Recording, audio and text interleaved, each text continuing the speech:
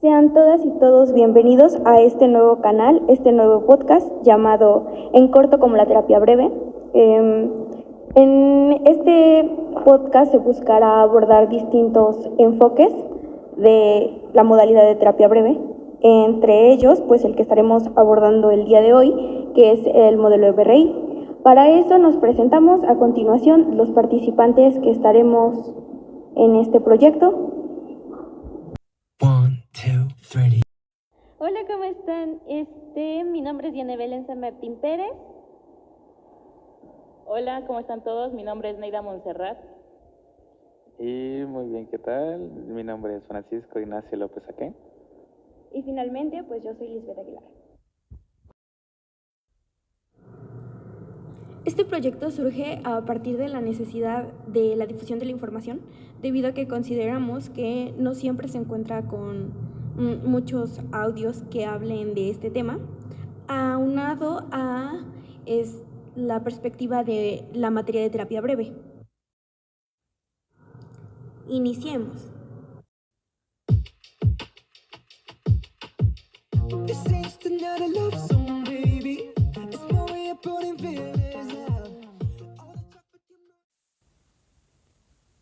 Sean todos bienvenidos. Bueno, cuéntenos, chicos, ¿cómo inicia este modelo? Bueno, este enfoque fue creado desde la terapia breve, fue aproximadamente, inició en 1968, con un grupo que está formado por Paul Watzlawick, Richard Fish, John Wigland y Lynn Segnal. Este modelo fue creado en Palo Alto, California. Sí, pero antes recordemos que por 1966 con Don Jackson y Milton Erickson, que recordemos que pues Don Jackson murió joven, pero aún así siendo uno de los primeros psiquiatras de Estados Unidos, y Milton Erickson, un psicólogo y también un hipnoterapeuta, incorporan el ámbito clínico de la terapia familiar y en 1960 crearon el Brief Therapy Center, el MRI, ya con el objetivo de investigar y poder desarrollar ya un modo de practicar la terapia en un tiempo breve, que pues se caracteriza por replantear los problemas, la naturaleza de todos los problemas humanos, conceptualizándolos de una manera diferente e impulsando deliberadamente a cambio de todo esto poder lograr una solución de forma efectiva y eficiente.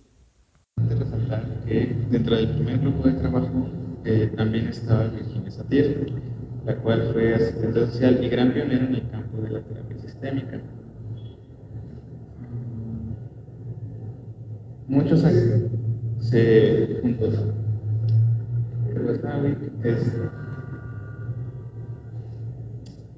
J. Haley entró ya y colaboró con algunos proyectos más tarde.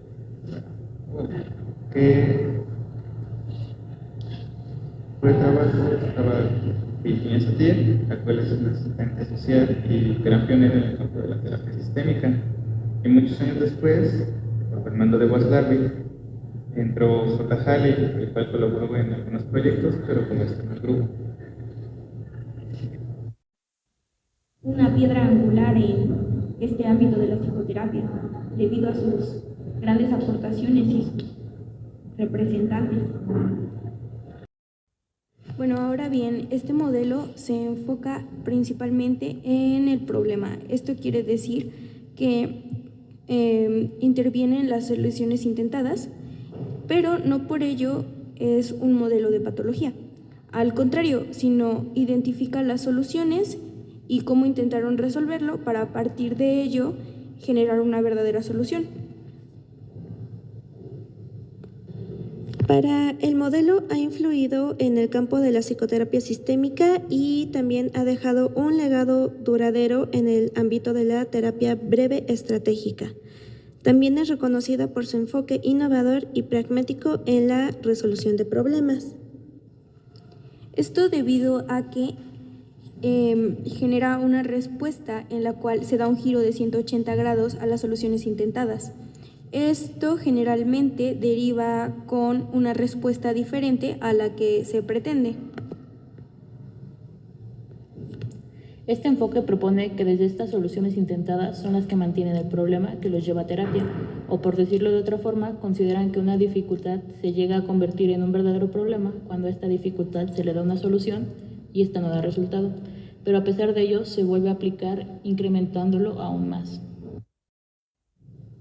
De esta manera, la terapia no implica crecimiento ni tampoco claridad de realidad, sino redefine y busca un cambio.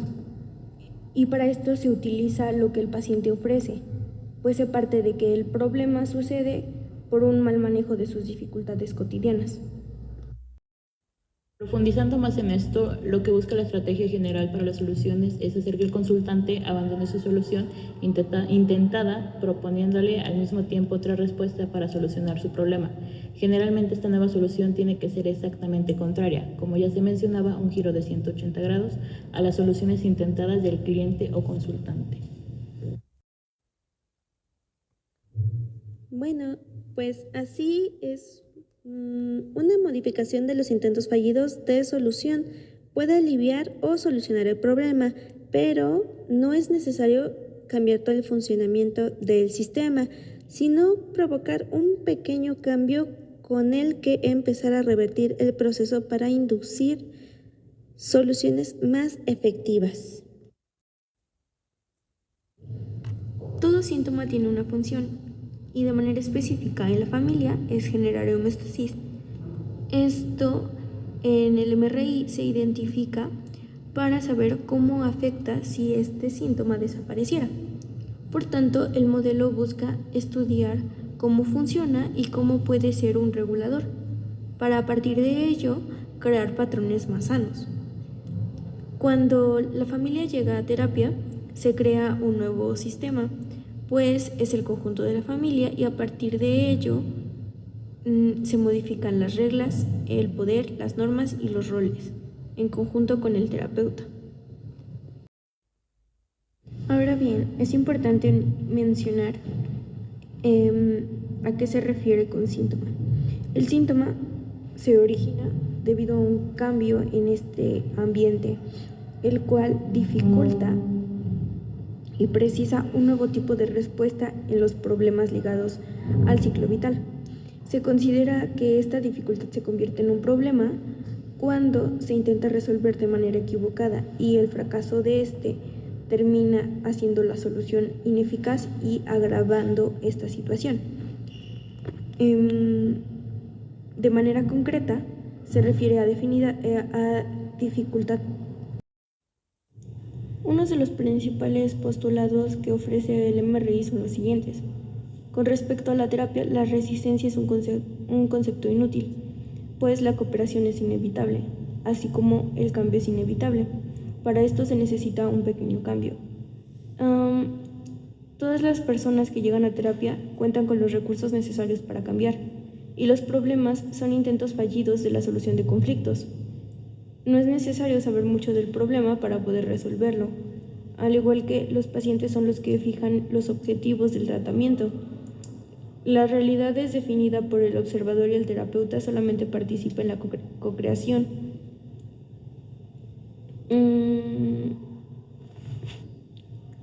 Por esto es considerado un modelo de cambio, debido a que presenta diversos recursos, los cuales se le proporcionan al individuo y aunado a los que ya tiene. También se realiza un principal énfasis en las excepciones y de esa manera se explora el problema. Es algo interesante cómo abarca tantos conceptos y tantas formas de involucrarse en el problema con el paciente, el MRI, ¿no? Bueno, pero ahorita vamos con una pequeña sección que será nueva en este podcast, que será entrevistando a maestros. Y aquí vamos con la primera entrevista a cargo de nuestra compañera. Nos encontramos con la profesora. ¿Me puede decir su nombre, por favor? Yadira Aguilar Dávila. Ok. Profesora, ¿cuál es su opinión respecto a la terapia breve?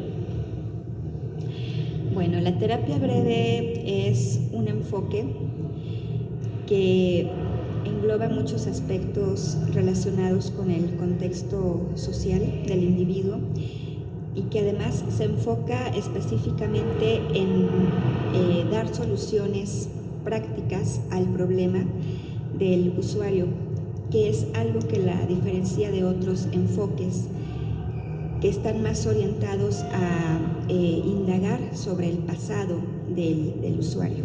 La terapia breve o el enfoque breve es más práctico en ese sentido, ya que no toma tanto en cuenta el pasado, la historia personal del individuo, no porque lo considere poco importante, sino porque considera que los usuarios asisten a terapia para encontrar soluciones, y en eso se enfoca el enfoque breve o la terapia breve, en buscar soluciones a corto plazo que sean útiles para el usuario, y que además eso redunda en que la terapia sea menos prolongada, el paciente menos dependa del terapeuta, que utilice sus propios recursos para solucionar su problema, y que esas estrategias de solución pueda aplicarlas posteriormente en su vida práctica.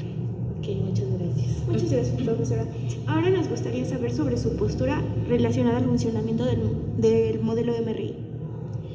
Bueno, el modelo del MRI fue un modelo innovador, revolucionario para su época, ya que echó por tierra muchas concepciones acerca de el papel que tenía el usuario dentro de la familia o el paciente dentro de la familia.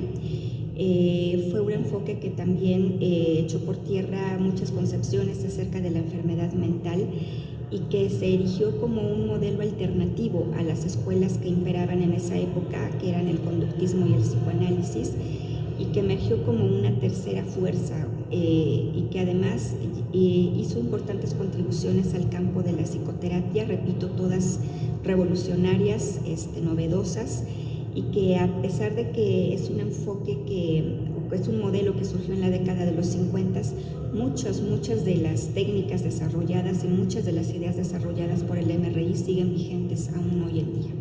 Okay. Muchas gracias, profesora.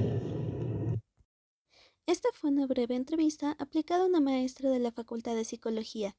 Ahora vamos a un breve corto y en un momento más regresamos.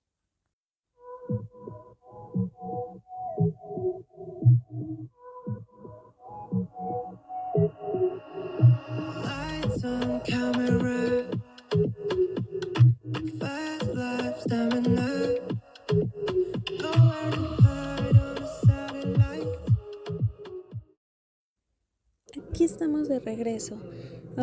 Hasta ahorita hemos podido hablar del modelo MRI, algunos de sus conceptos, y también presentamos nuestra nueva sección de Hablando con Profesores de la Facultad de Psicología UAP. Ahora, ya que estamos aquí, vamos a empezar también a hablar un poquito del papel del terapeuta. El papel del terapeuta es directivo y estratégico, ya que él se encarga de guiar y dirigir la sesión, diseñar y proponer tareas para que el cliente pueda aprender nuevos significados y comportamientos alternativos. Se introduce en el proceso terapéutico el uso de preguntas que generen información acerca de los lados fuertes, sus capacidades y sus recursos. Así, por igual, podemos percatar que se ve marcado el estudio de la familia y la interacción entre cada uno de los integrantes de la misma. Además, en el papel del terapeuta adquiere un rol directivo con influencia directa e indirecta, según características de las personas y problemas. Acepta explícitamente la cosmovisión del que solicita ayuda, sus usos, costumbres y valores, permitiendo un estilo comunicacional específico que privilegia la acción. En este sentido, las características que presentan son el hecho de que trabaja con el presente. Esto debido a que no regresa a causas históricas, sino a las conductas actuales. También busca interrumpir los circuitos, es decir, identificar los patrones, y la intención es interrumpirlos. No busca una patología entre las personas, sino en cómo se relacionan. No plantea una normalidad. Y con respecto a lo que pretende es una búsqueda de eficacia y no de realidad. Se ve a la familia como un sistema evolutivo que pasa por crisis o dificultad y cuyo mal manejo dará origen a problemas y o síntomas. La persistencia es una actitud inadecuada frente a las dificultades. No necesariamente implica la existencia de defectos fundamentales en la organización familiar o un déficit mental de los protagonistas. El paciente real es quien reporta el problema. Se puede ver a la familia completa con fines de establecimiento, pero necesariamente se trabaja con todos sus miembros. Por lo tanto, distingue al paciente como el que presenta los síntomas del cliente, miembro del sistema que está dispuesto a hacer algo. Como bien se mencionaba, el síntoma tiene una función y esta genera homeostasis en la familia. Por eso se busca identificar cuál es el síntoma y ver cómo afecta el síntoma si es que éste desapareciera. Este modelo estudia dicho síntoma para ver cómo sirve y si éste sirve como regulador, debido a que busca crear patrones más sanos. Cuando se llega a terapia, se crea un nuevo síntoma. Surge cuando se genera un cambio en el ambiente y este propicia una dificultad, la cual surge como una nueva respuesta y se puede considerar ligada al ciclo vital. Para que esta dificultad se convierta en un problema, se debe de agravar debido a intentar resolverla de manera inequívoca. Y este fracaso, que se aplique dosis con dosis y se eleve constantemente, derivará en una solución ineficaz, la cual permeará y se generará un agravamiento de este. Para ello es importante destacar que la dificultad es un estado indeseable que puede resolverse mediante algún acto de sentido común, que no se requiera la capacidad especial para resolver problemas. El MRI plantea que los objetivos deben ser concretos y tangibles, es decir, busca que las conductas sean observables. Asimismo, el consultante debe elegir un cambio mínimo para ir alcanzando los objetivos que se persiguen durante la terapia, con la intención de que este cambio mínimo crezca y se expanda a la situación que mantiene el problema. Se aplica la estrategia de dar un giro de 180 grados que se mencionó anteriormente. Para este modelo se presenta originalmente como un problema concreto, que se puede referir a una o varias personas, siendo esta la que sea originaria del mismo o no. No es algo que se pueda tomar como si fuera una conducta ordinaria, más bien sino es una conducta indeseada. Por lo tanto, una vez presentado, se tiene que replantear la naturaleza de los problemas humanos, conceptualizados de manera diferente y también impulsando a un cambio con la finalidad de una resolución de manera efectiva y eficiente. Esto más que nada lo decía Segal, Wickland y Fish. Y ahora volvemos con nuestro reportaje en la sección entrevistando a profesores de la Facultad de Psicología y vamos con la entrevista.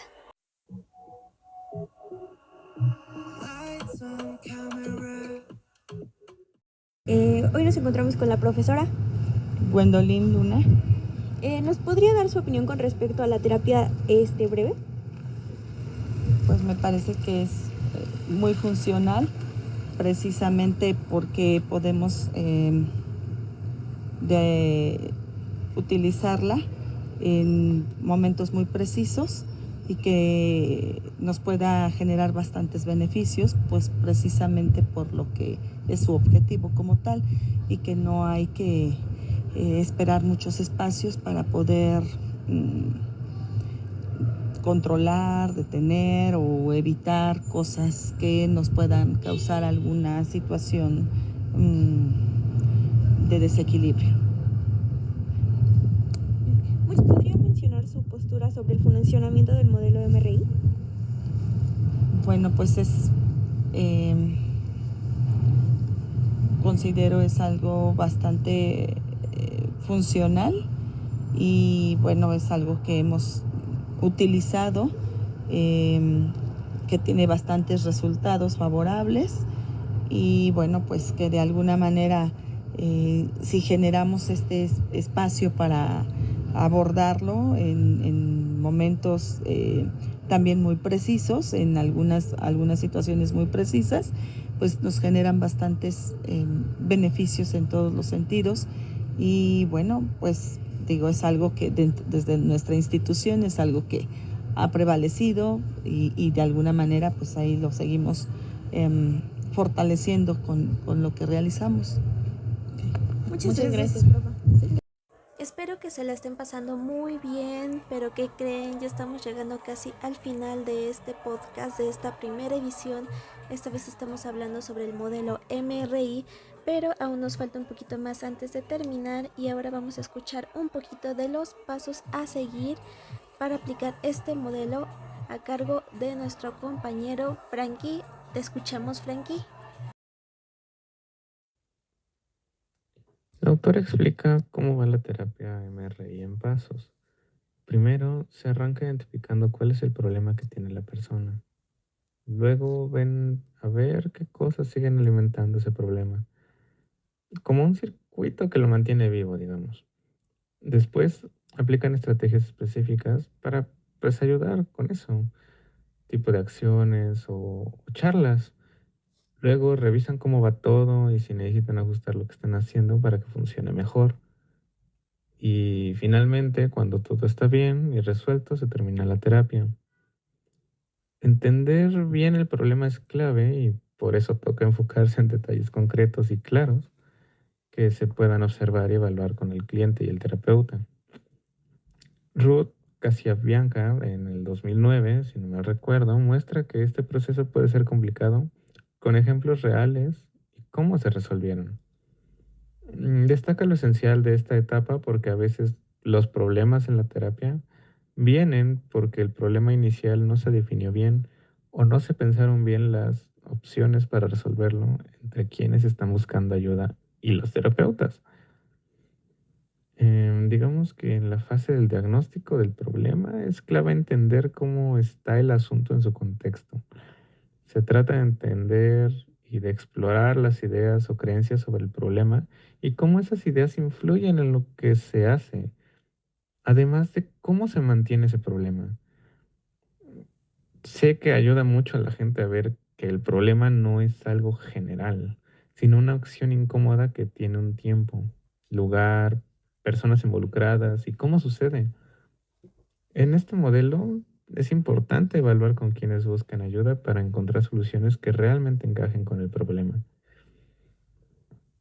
Ahora sí, en la siguiente etapa, cuando se toman medidas específicas en la terapia, lo que se busca es cambiar la manera en la que se mantiene el problema.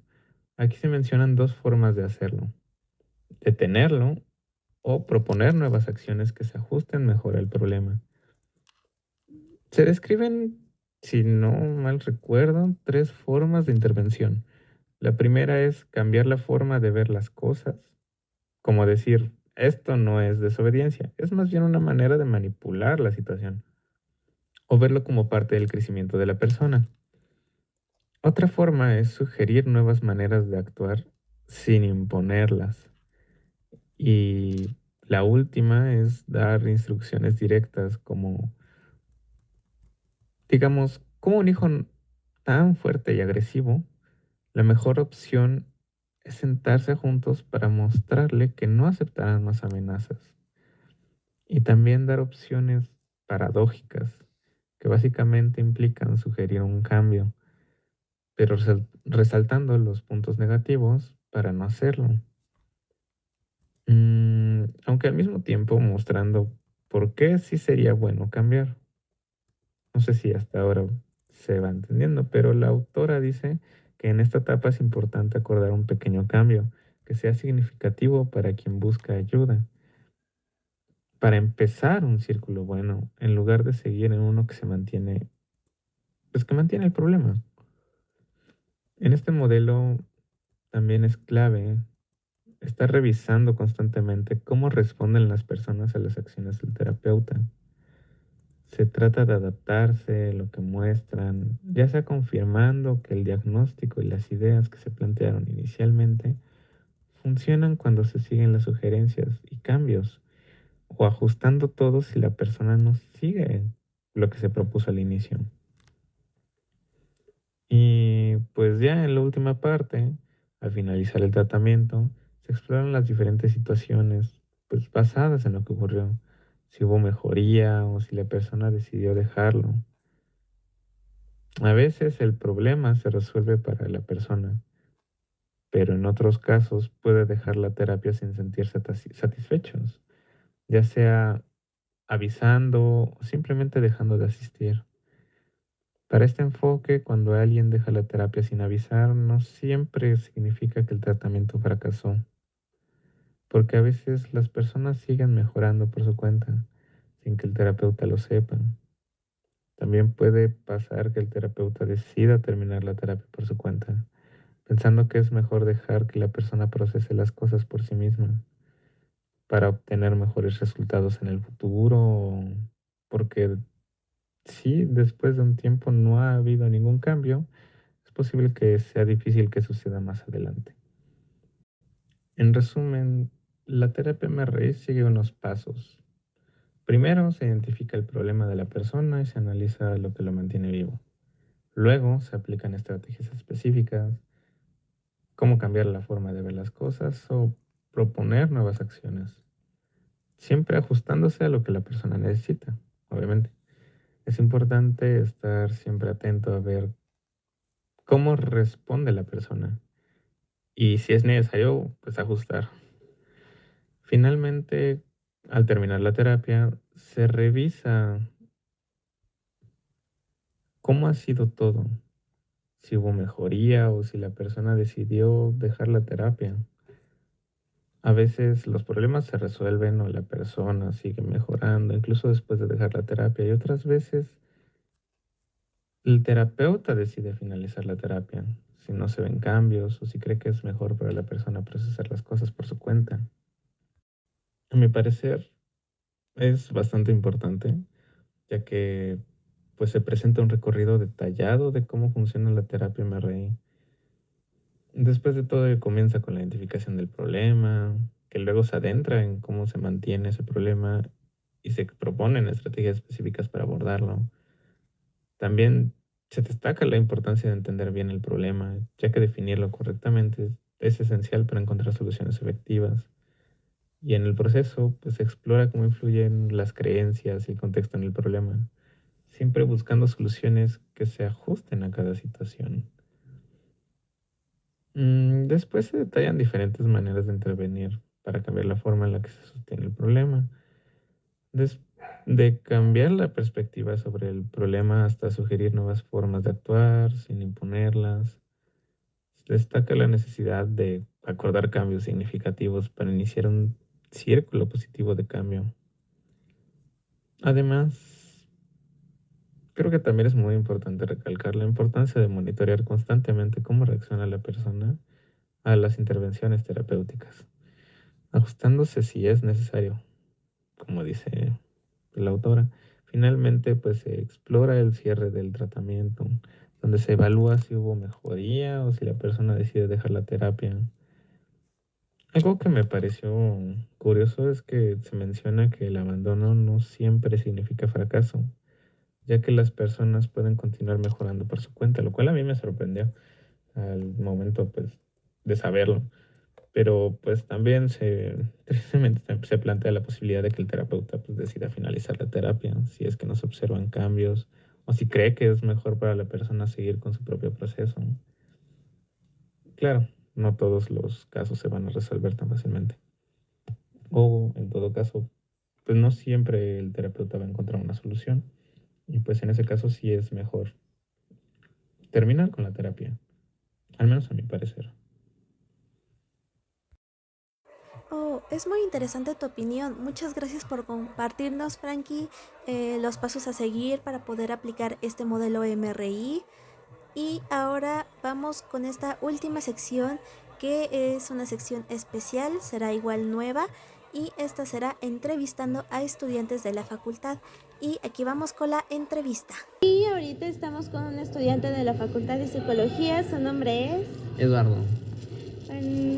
Bueno, ahorita estamos haciendo dos pequeñas preguntas. Por favor, ¿nos podrías decir tu opinión respecto a la terapia breve? Es un enfoque muy importante, no solo dentro de la facultad, sino también en la psicología. Nos da pautas no solamente del enfoque sistémico, sino también del enfoque cognitivo-conductual y pues enfocado a aspectos breves, literalmente. Bueno, muy interesante. ¿Y nos podrías dar tu postura sobre el funcionamiento del modelo MRI? Pues es algo muy curioso porque este semestre fue el primero en el que vi el modelo MRI y pues me pareció curioso, pero también me pareció bueno. Si se maneja de manera correcta, me parece que es uno de los que más funcionarían dentro de la psicología. Gracias. ¿Qué les han parecido nuestras entrevistas el día de hoy? Esa, como escucharon, fue ya la última entrevista por el día de hoy, pero aún no terminamos. Todavía falta nuestra última parte de datos curiosos del modelo MRI. Y aquí vamos con ellos. El modelo MRI significa Mental Research Institute. Es una corriente de terapia breve estratégica que se originó en el famoso Instituto de Investigación de Palo Alto. El primer grupo de trabajo estaba compuesto, además de por su fundador, por Jay Risky, psiquiatra interesado en la esquizofrenia, y Virginia Satir, asistente social y gran pionera del campo de la terapia sistémica. Bueno, ahora hablemos de los tipos de intervención en el modelo del MRI. Como primero tenemos el de reformulación. Para esto me gustaría leerles un pequeño texto, una pequeña frase de Watzlawick. Menciona que el cambio del punto de vista o contexto emocional o conceptual en relación al cual una situación es experimentada y su ubicación dentro de otro marco que encaja con los hechos de la misma situación, especialmente bien o aún mejor, cambiando así por completo su antiguo significado. Entonces, tenemos que la reformulación puede apuntar a la naturaleza del problema o al significado de la solución intentada. Es decir, que la reformulación debe estar cuidadosamente elaborada, evitando la posibilidad de que en un futuro el consultante pueda aportar datos que la desmientan. Otro tipo de intervención es el de instrucciones conductuales.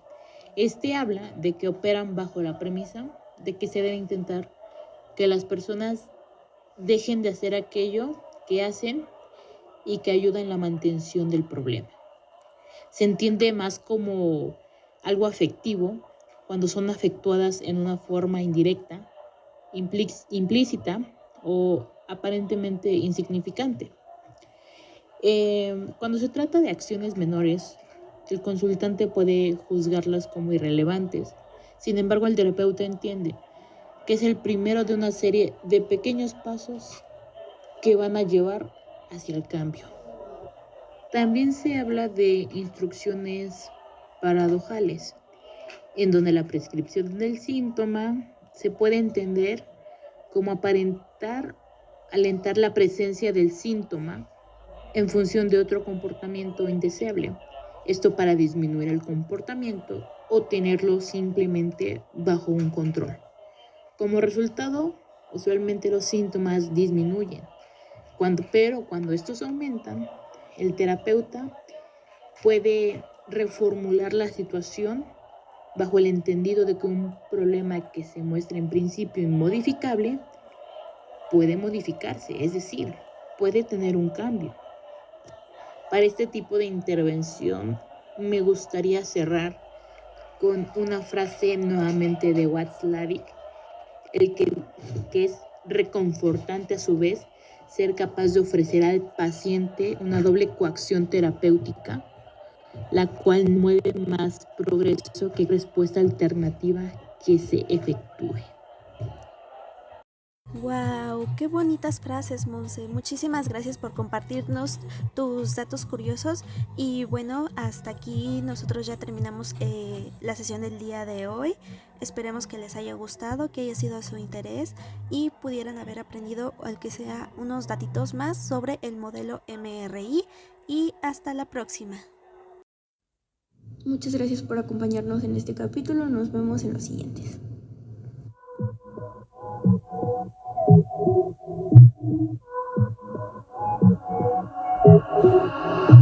Lights on camera, fast life, stamina.